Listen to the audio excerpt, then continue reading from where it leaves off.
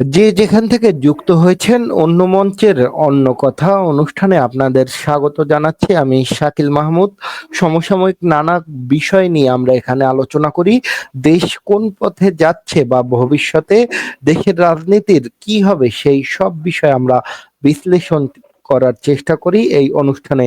এবং এই সব বিষয় আলোচনার জন্য আজ আমাদের সাথে যুক্ত হয়েছেন রাজনৈতিক বিশ্লেষক ও কলামিস্ট বুলবুল আহমেদ। আপনাকে স্বাগত জানাচ্ছি বুলবুল আহমেদ। একেবারে শুরুতেই যে ধন্যবাদ। বিষয়টি নিয়ে আপনার সাথে কথা বলতে চাই বা আপনার কাছে জানতে চাই সেটি হলো, আমরা এই একটু আগে বেশ কয়েকটি গণমাধ্যমে যে প্রধান সংবাদ যেটি প্রচার হচ্ছে এই মুহূর্তে, সেটি আমরা যেটি দেখলাম যে কার্যক্রম নিষিদ্ধ আওয়ামী লীগের ডাকা 13ই নভেম্বর ঢাকায় লকডাউন কর্মসূচি ঠেকাতে আইন শৃঙ্খলা রক্ষাকারী বাহিনীকে সর্বোচ্চ সতর্ক থাকার নির্দেশ দিয়েছে স্বরাষ্ট্র মন্ত্রণালয়। লকডাউনে লকডাউন কর্মসূচিতে কেউ মাঠে নামলে সঙ্গে সঙ্গে গ্রেপ্তারের নির্দেশ দেয়া হয়েছে। আজ একটি বৈঠকে পাশাপাশি আগামী কয়েকদিন ঢাকার বিভিন্ন গুরুত্বপূর্ণ স্থানে আইন শৃঙ্খলা রক্ষাকারী বাহিনীর সদস্যদের সক্রিয় থাকারও নির্দেশ দেয়া হয়েছে। বিষয়টি আপনি কিভাবে দেখছেন? রাষ্ট্র তার দায়িত্ব পালন করবে, রাষ্ট্রের পক্ষ থেকে স্বরাষ্ট্রমন্ত্রী তার দায়িত্ব পালন করবে বা স্বরাষ্ট্র উপদেষ্টা তার দায়িত্ব পালন করবে, এটি স্বাভাবিক। আর লকডাউনের ঘোষণা দিয়েছে আওয়ামী লীগ। এই লকডাউন যদি স্বতঃস্ফূর্ত ভাবে প্রত্যেকেই পালন করে তাহলে তো সরকারি কিছু বলার নেই। এখন আমাদের দেখার বিষয় আওয়ামী লীগের ডাকে কারা কিভাবে সাড়া দেয়। এখন একজন দোকানি যদি তার দোকান বন্ধ রাখে, একজন চিকিৎসক যদি তার চিকিৎসা সেবা বন্ধ রাখে, একজন শিক্ষক যদি তার শিক্ষাদান বন্ধ রাখে, একজন শিক্ষার্থী যদি তার শিক্ষা গ্রহণ বন্ধ রাখে, তাহলে তো স্বরাষ্ট্রমন্ত্রী সেখানে বা স্বরাষ্ট্র উপদেষ্টা সেখানে কিছু করার থাকে না। তো আওয়ামী লীগকে যদি মানুষ সমর্থন করে, তাদের আহ্বানে যদি সাড়া দেয়, তাহলে তারা এই লকডাউনকে সফল করবে। আমরা মনে করি এদেশের একটি বড় অংশ আওয়ামী লীগের সমর্থক, তারা নিশ্চয়ই আওয়ামী লীগের এই ডাকে সাড়া দেবে। ধন্যবাদ। জি, আপনাকেও ধন্যবাদ। আমরা একটি বিষয় দেখলাম যে আজ বিএনপির মহাসচিব মির্জা ফখরুল ইসলাম আলমগীর ঠাকুরগাঁওয়ে উনি এক মতবিনিময় সভায় প্রধান অতিথির বক্তব্যে উনি যেটা বলেছেন যে উপরতলার কিছু শিক্ষিত লোক যুক্তরাষ্ট্র থেকে এসে ঘাড়ের উপর গণভোট ও সনদের মতো বিষয় চাপিয়ে দিচ্ছে। তিনি আরো যেটা বলেছেন সেটা হলো, কয়েকটি দল বলছে নির্বাচনের আগে গণভোট দিতে হবে, আর আমরা বলছি নির্বাচনের দিনই গণভোট হতে হবে। আমরা জানি যে জামাত আর বিএনপির সাথে কিন্তু এই মত পার্থক্য চলছে বা পাল্টাপাল্টি আমরা শুনছি যে তাদের বক্তব্য, একজন চাচ্ছে নির্বাচনের আগে গণভোট আর বিএনপি চাচ্ছে নির্বাচনের যে দিন সেই দিন গণভোট। আপনি এই বিষয়টি কিভাবে দেখছেন? এবং এই যে দুই দলের যে মতপার্থক্য, এতে আসলে দেশে বা রাজনীতির মাঠে বা গ্রাম অঞ্চলের যারা ভোটার তাদের মধ্যে কি প্রতিক্রিয়া সৃষ্টি হতে পারে বলে আপনি মনে করেন? সরকার গণভোট করবে কিনা এটা তো একান্তভাবে সরকারের বিষয়। সরকারের সাথে এই বিষয়টি ডিল করবে জনগণ। এখন এই গণভোট কি জাতীয় সংসদ নির্বাচনের আগে হবে না পরে হবে, তার চেয়ে বড় প্রশ্ন হচ্ছে এই সরকারের কি কোনো নির্বাচন করার বৈধতা আছে, সেই এখতিয়ার আছে? তারা কিভাবে জাতীয় সংসদে নির্বাচন ঘোষণা করছে? সরকার নিজেই তো অবৈধ। সরকার কি তার বৈধতা অর্জন করেছে?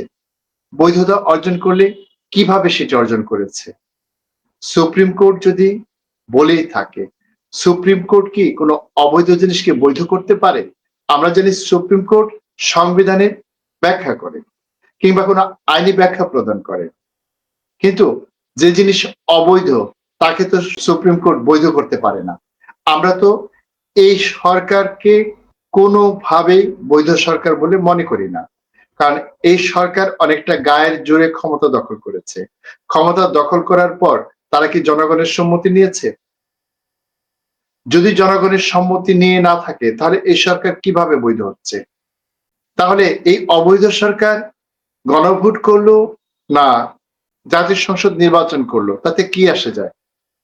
এখন মির্জা ফখরুল ইসলাম যেমনটি বুঝেছেন তিনি তেমনটি বলেছেন। আসলে দেশপ্রেম তো বিদেশের উপর নির্ভর করে না। আমরা দেখেছি মাইকেল মধুসূদন দত্ত সেই ফ্রান্সে গিয়েও বাংলাদেশের জন্য কেঁদেছেন, তার মন কেঁদেছে। আবার মীর জাফরকে দেখেছি স্বদেশে বসেই তিনি সিরাজউদ্দৌলার সাথে মির্জাফরি করেছেন। তাহলে দেশের সাথে কি দেশপ্রেমের কোনো সম্পর্ক থাকে? দেশপ্রেম তো থাকে মানুষের মগজে বা বুকে। মির্জা ফখরুল ইসলাম হয়তো সেটি উপলব্ধি করতে পারেননি, এই জন্য তিনি এই ধরনের ব্যাখ্যা দিয়েছেন। এখন যারা বিদেশ থেকে এসেছে তারা তো উড়ে আসেনি, তাদেরকে কেউ না কেউ ডেকে এনেছে। কারো ডাকে হয়তো তারা সাড়া দিয়েছেন, তাহলে যিনি ডেকেছেন তাকেও তো কেউ না কেউ ডেকে এনেছে। আমরা দেখেছি এখন সরকারে যারা রয়েছে তারা কেউ কিন্তু ইচ্ছা করে আসেনি। আবার মির্জা ফখরুল ইসলাম যাদেরকে ইঙ্গিত করে বলেছেন তারাও কিন্তু কেউ ইচ্ছে করে আসেনি, প্রত্যেকে ডেকে আনা হয়েছে। এখন এই ডেকে আনার কাজটি কে করেছে? দায় যদি কিছু থেকে থাকে তাহলে তার আছে। তারা কি বিদেশের কেউ না দেশের কেউ?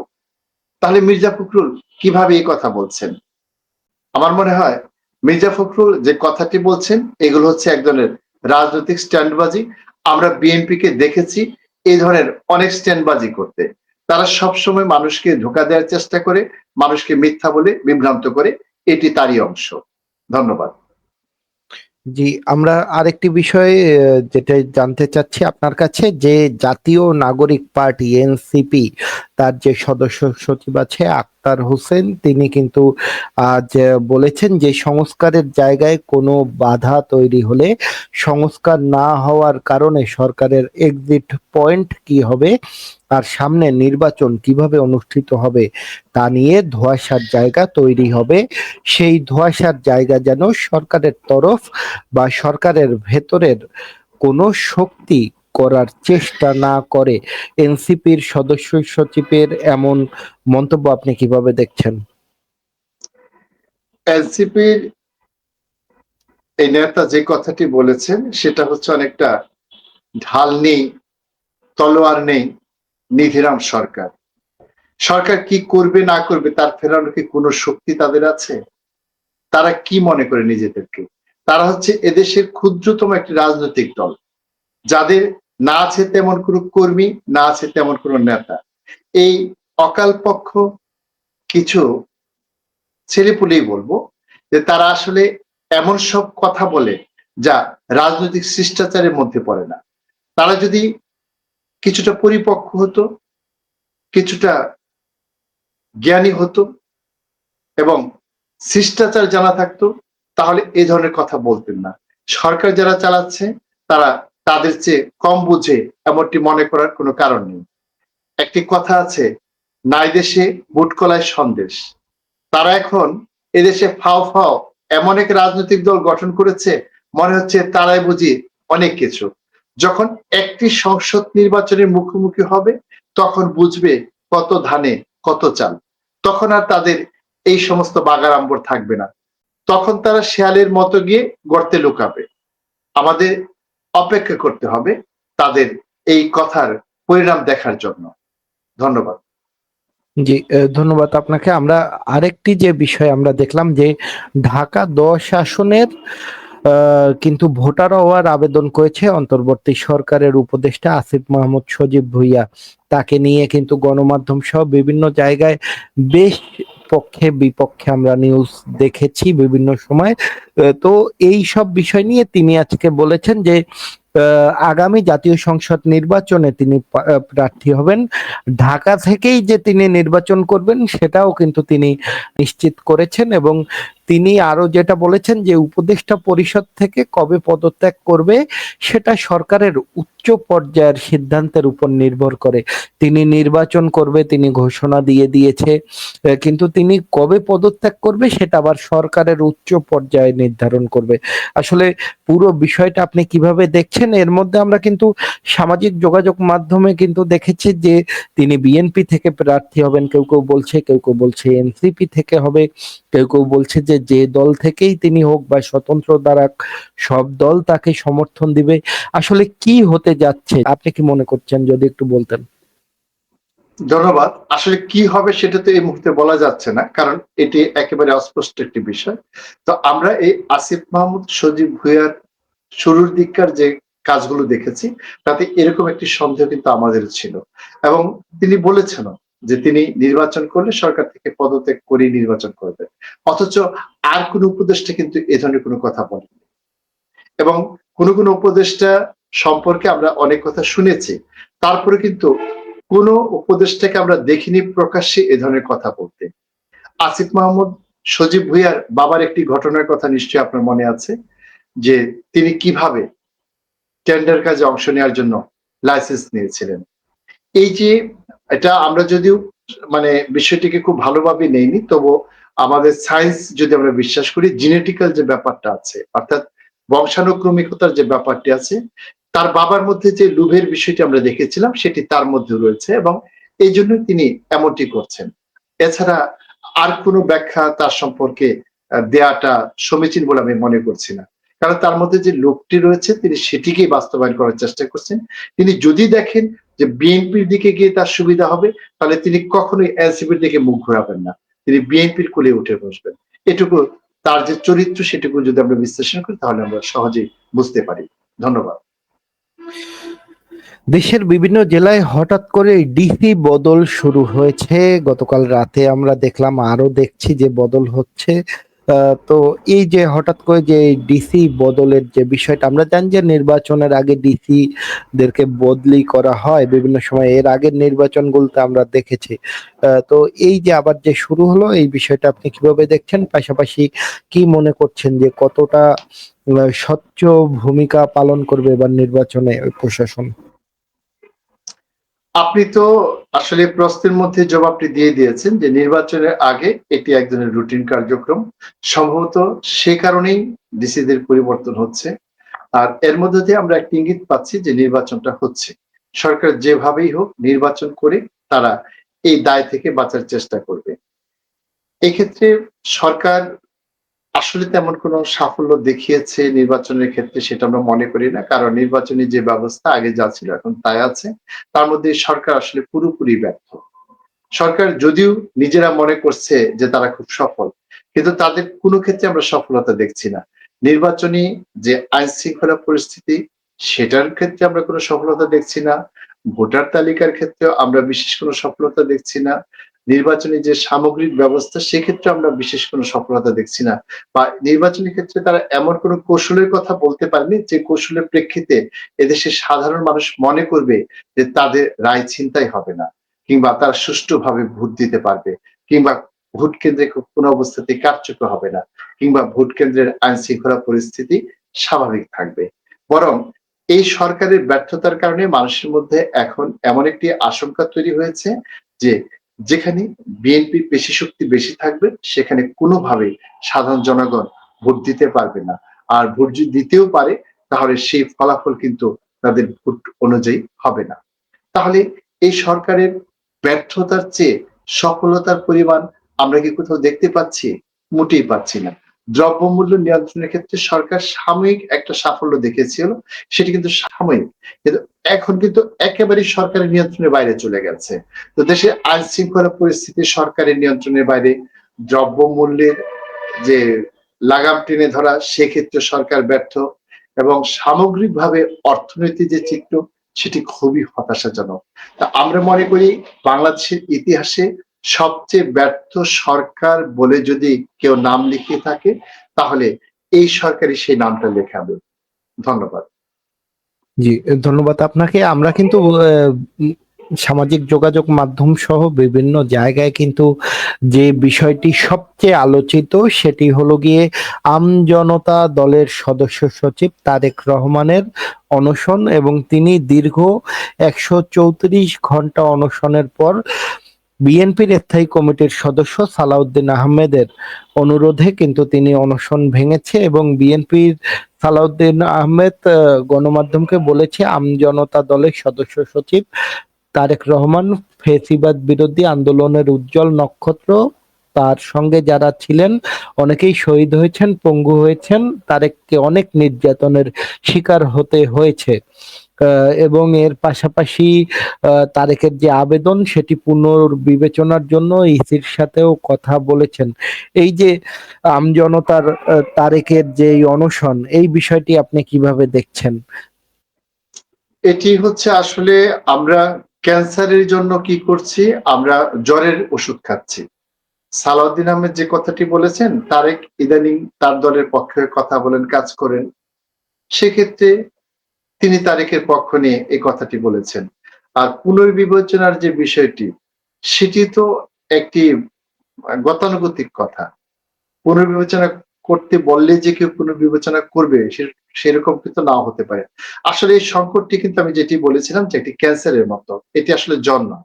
ক্যান্সারটি কোথায়? যে লোক একজন লোকও যদি এদেশে নির্বাচন করতে চায় কিংবা একজন লোকেও যদি একটি দল গঠন করে, তাহলে তাকে নিবন্ধন দেওয়া উচিত। নিবন্ধনের জন্য যে শর্তগুলি আরোপ করা হয়েছে, এটিই বরং দূর করে দেওয়া উচিত। কারণ এদেশের প্রত্যেকটি মানুষের অধিকার আছে রাজনীতি করার এবং সংগঠন করার। তার মতের পক্ষে যদি এদেশের একটি লোকও না থাকে, তাহলে তার যে স্বতন্ত্র চিন্তা, এই চিন্তার প্রকাশ ঘটিয়ে রাজনৈতিক ক্ষেত্রে তার অংশগ্রহণের পূর্ণ অধিকার থাকা উচিত। কিন্তু এই ক্ষেত্রে যেভাবেই হোক নির্বাচন কমিশন থেকে যে ধরনের শর্ত আরোপ করা হয়েছে, এই বিধিটি করা হয়েছে, এই বিধিটি একেবারেই দেশের একজন নাগরিকের যে সার্বভৌম অধিকার, সেই অধিকারকে ক্ষুণ্ণ করার প্রয়াস। বরং আমরা মনে করব বিএনপি যদি সদিচ্ছা থাকে, তারা যদি দেশের স্বার্থে কথা বলে, তাহলে তাদের নির্বাচন কমিশনকে বলা উচিত যে কোন একটি দল সে রাজনীতি করবে, শুধু তার তথ্যটা তাদের নেওয়া উচিত। আমরা যেমন একটি মোবাইলের সিম কার্ড কিনতে গেলে যেরকম হয়, সেরকম করে শুধু তার তথ্যটা নিয়ে রাখবে, সেখানে কে দল করছে, কোন দল করছে, তার নাম ঠিকানা কোথায়, এই দল নিয়ে যাতে অন্য কেউ কোনো অপকর্ম করতে না পারে। এছাড়া আর কোনো শর্ত থাকা উচিত নয়। প্রাসঙ্গিকভাবে আমি একটি কথা বলতে চাই, সেটি হচ্ছে আমরা দেখেছি বিগত সময়ে বেগম খালেদা জিয়াকে নির্বাচনে অযোগ্য ঘোষণা করা হয়েছিল। বিএনপির যদি এই বোধোদয় হয়ে থাকে, সেটা কেন করা হয়েছিল? কারণ তাদের মতে তাকে মিথ্যা মামলায় ফাঁসানো হয়েছিল। এটা তো অন্য কারো ক্ষেত্রে হতে পারে। তাহলে নির্বাচনের শর্ত এগুলো হবে কেন? নির্বাচনের শর্ত হবে কেউ যদি নির্বাচনে দাঁড়াতে চায়, তাহলে নির্ধারিত ফি জমা দিয়ে, এবং সেটা হবে খুবই অল্প, যেটা যে কোনো নাগরিকের পক্ষে দেওয়া সম্ভব। একজন নির্বাচনে দাঁড়াবে, তার নিজস্ব কৌশলে সে প্রচারণা করবে। এই ক্ষেত্রে কারো বিদ্যুৎ বিল বাকি থাকলে আপনি তাকে নির্বাচনের অযোগ্য ঘোষণা করবেন কেন? বিদ্যুৎ বিলের জন্য কি কোনো আইন নেই দেশে? সেটার জন্য যদি কোনো সাজা থাকে, তাহলে তাকে কি সেই যে সাজা ভোগ করতে হবে না? সেখান থেকে সাজা একটু কমে যাবে। আবার আপনি বলছেন নৈতিক স্খলনের জন্য কারো যদি আদালতে সাজা হয়, তাহলে এত বছর না গেলে তাকে নির্বাচন করতে দেওয়া হবে না কেন? তিনি যে অপরাধ করেছেন, তার জন্য আদালত কি তাকে একটু সাজা কম দিয়েছে? তার পরিপূর্ণ সাজাই তো দিয়েছে। সেটা এক সেক্টর, আর আপনার হচ্ছে আরেক সেক্টর। একজন ডাকাত কেউ যদি কোনো এলাকার মানুষ মনে করে সে আমাদের যোগ্য নেতা, তাহলে আপনারা আইনের দৃষ্টিতে সে ডাকাত হোক, তাকে আপনারা জেল দেন। কিন্তু সেখানকার জনগণ যদি তাকেই তাদের প্রতিনিধি হিসেবে চায়, তাহলে সেই আকাঙ্ক্ষাকে আপনি বিঘ্নিত করবেন কেন? আপনার রাষ্ট্রীয় ক্ষমতার অপব্যবহার করে। বিদ্যুৎ বিল, টেলিফোন বিল, এটি তো যার যার সেক্টরের বিষয়, তারা সেটা দেখবে। সেটা আপনাকে দেখতে হবে কেন? আপনি যদি দেখেন তার তো এটা রাষ্ট্র হলো না, এটা তো রাষ্ট্র কাঠামো হলো না, তাহলে দেখা যাচ্ছে যে ওই সেক্টরগুলি ভঙ্গুর, ওগুলো দুর্বল, ওগুলোকে আপনি ঠেক দিয়ে ওদেরকে দাঁড় করে রেখেছেন। এটা তো হওয়া উচিত নয়। আপনি দেখবেন আপনার নির্বাচনে যে ফিটা নির্ধারণ করবেন, সেটি দেওয়ার সামর্থ্য একজনে আছে কিনা, তিনি লোকজনের সাথে কথা বলতে পারছেন কিনা। তিনি যদি কথা বলতে না পারেন, তিনি শূন্য ভোট পাবেন, অথবা নিজের ভোটটি পাবেন শুধু। সেটা নিয়ে তো আপনার মাথা ব্যথার কারণ নেই। আমি একটা কেন্দ্রে যতজন মানুষ দাঁড়াতে চায়, ততজন দাঁড়াবে। সেখানে কেন এই সমস্ত নিয়ম কানুন থাকবে? আমার তো মনে হয় বিএনপি এবং সব রাজনৈতিক দলের এই বিষয়টি নিয়ে কথা বলা উচিত। অথচ আমরা কি করি? আমাদের নিজেদের সুবিধা মতো কথা বলি, আমরা সবার স্বার্থে কথা বলি না। এই যে রাজনৈতিক ভণ্ডামি, এই ভণ্ডামির অবসান হওয়া উচিত। আর তারেক রহমান যদি জেনেই থাকে তাকে এই শর্ত পূরণ করে নিবন্ধন নিতে হবে, তাহলে তিনি নিজেই তো স্বীকার করেছেন তার 22টি জেলা কমিটির মধ্যে 20টি জেলা কমিটি আছে, তাহলে সেখানে তার 2টি শর্ট আছে। তিনি কেন তারপরে চাইছেন যে তাকে নিবন্ধন দিতে হবে? তিনি যদি আইনের প্রতি শ্রদ্ধাশীল থাকেন, সেটা বলুন। নতুবা আমি যেটা বললাম, তিনি এটা দাবি করুন যে কোন দলের জন্যই এরকম কোন শর্ত পালন করার প্রয়োজন নেই। যদি একজন নাগরিক মনে করে তিনি এককভাবে একটি দল করবেন, তাহলে তাকেই ইসির নিবন্ধন দেওয়া উচিত। জি, আপনাকে ধন্যবাদ। আমরা অনুষ্ঠানের একেবারেই শেষ পর্যায়ে, আমরা একেবারে শেষ যে প্রশ্নটি দিয়ে শেষ করতে চাচ্ছি, সেটি হলো যে দাবি আদায়ের আন্দোলনে রাজধানীর কেন্দ্রীয় শহীদ মিনারে কাফনের কাপড় হাতে শপথ নিয়েছে প্রাথমিক বিদ্যালয়ের শিক্ষকরা এবং আজ বিকেলে তারা এই শপথ নেয় এবং শপথে তারা যে বিষয়টা নিয়ে তারা শপথ নেয় সেটি হলো যে 10ম গ্রেড বা শতভাগ পদোন্নতি ছাড়া তারা কিন্তু ঘরে ফিরবে না। এই যে একের পর এক যে শিক্ষকদের যে এই আন্দোলন, এটি আপনি কিভাবে দেখছেন?